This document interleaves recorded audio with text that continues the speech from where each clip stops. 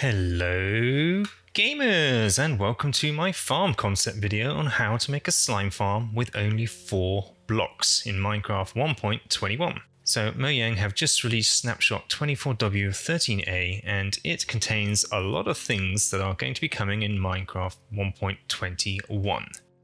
Now, Mojang introduced the following new effects which can be put into potions: wind charge, weaving,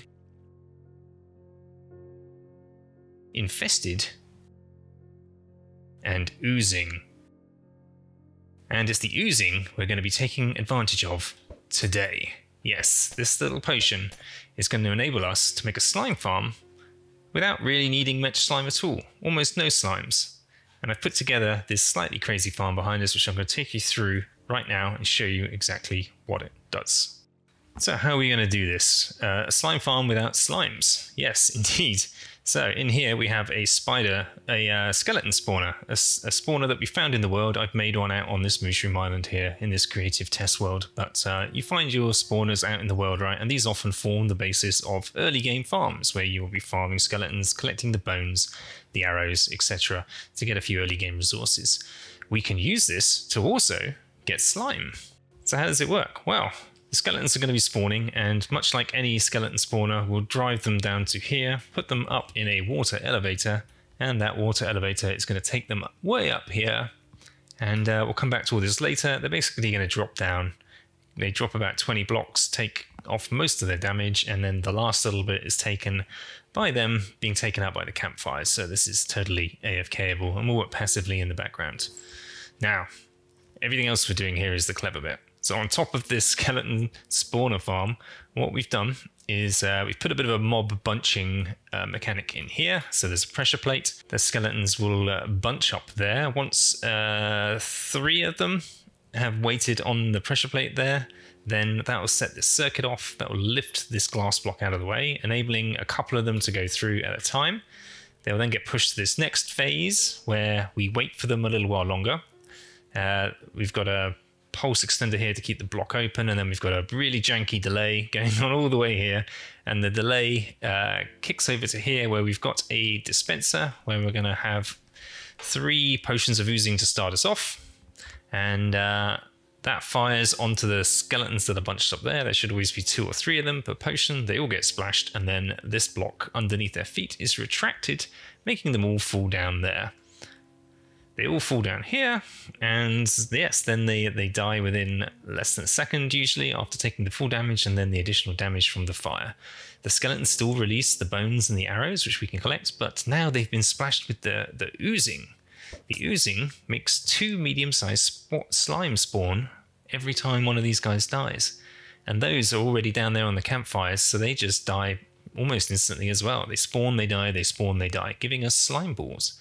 So we collect everything out of this. We have an item filter here. We've put 2 in for slime. Everything else right now I'm just burning over here in a self-powered dropper.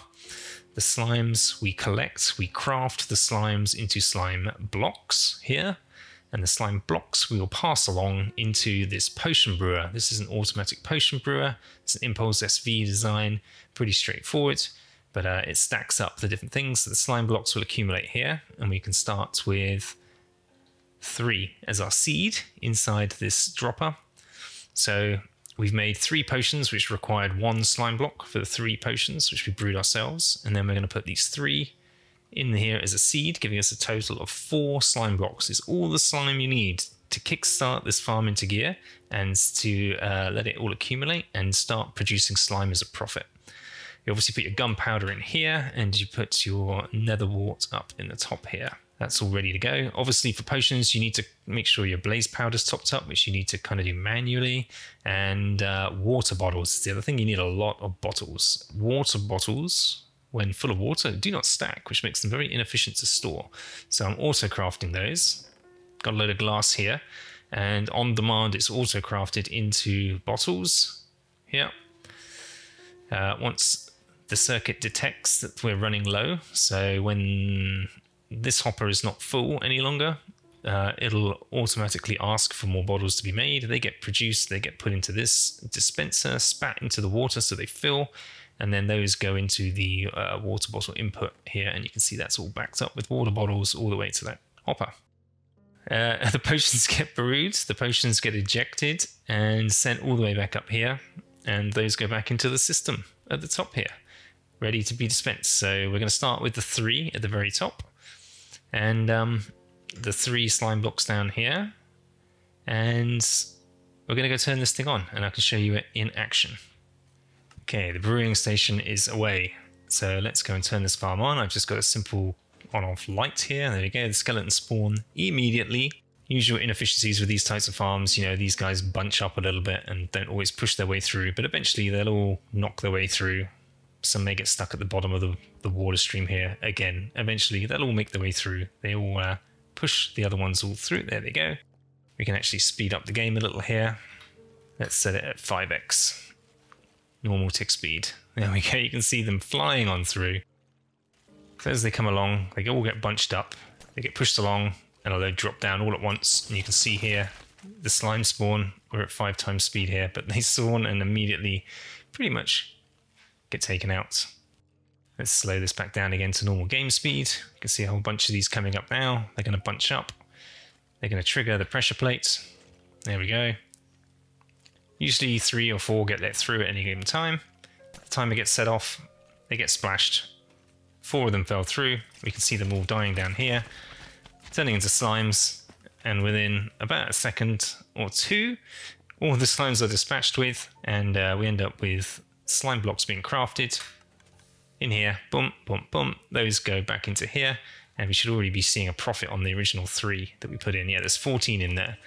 And that's it, basically. It's just going to keep running like that. So what we can do is really speed this up. Let's go 100x.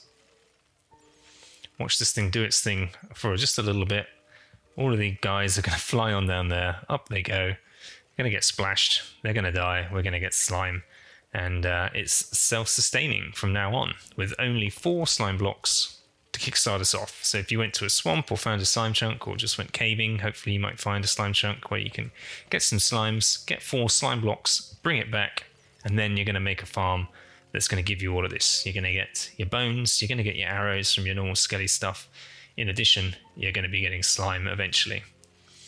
And I've done a bit of testing with this. It does take some time to reach a critical mass. So the way I've got it set up is, this is the output from the crafter making the blocks. Once the dropper over here with the blocks fills up, and then these couple of hoppers do too. I take a reading from this hopper. When this is full, it'll unpower this hopper, meaning any excess will start appearing in this chest. Now, it does take a little while for that to happen, but once it does happen, and all the slime you're making is just going to be profit. And once you're there, I have calculated you get roughly a stack of slime blocks per hour, which isn't bad as long as the farm is loaded. The thing is, with these spawners, you also need to be within 16 blocks of the spawner cage for it to be active. So you could do an overnighter, and in an overnight session, let's say you left it running for 8 hours, obviously you'd get 8 stacks of slime blocks. It's not too shabby. You can make much more efficient slime farms, that's for sure. This isn't the most efficient one out there, but for early game, it's a little complex to get set up, and I'm sure if spent more time on this, we can make it way more efficient. But I would be very happy to have that amount of slime in an early game world with little more than a skeleton spawner and 4 slime blocks to get us going. And just in that short time, look how much profit of slime we've accumulated there. 2.5 stacks in that short time, sped up quite a lot. But you get the idea. Okay, that's been running for a little bit. Let's just go and check how we're doing.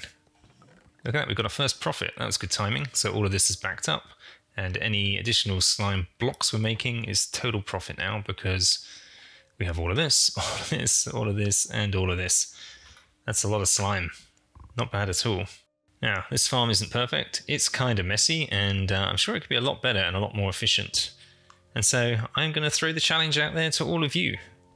I'm going to give you the world download for this to have a play around with if you're interested. Yeah, if you think you can make this better, let's make it happen. Let's get the most efficient version of this farm out there in the world for others to make, because I think this could make a super interesting early game farm. I just wanted to get the concept out there and to share this all with you as quickly as I could. So I hope you enjoyed this one. If you did, please give us a like. And if you want to see more of my other stuff, including tutorials, SMP, and Auto Terra Firma Craft series, then please subscribe. It's all on my channel. Thanks for watching. Take care for now. Bye-bye.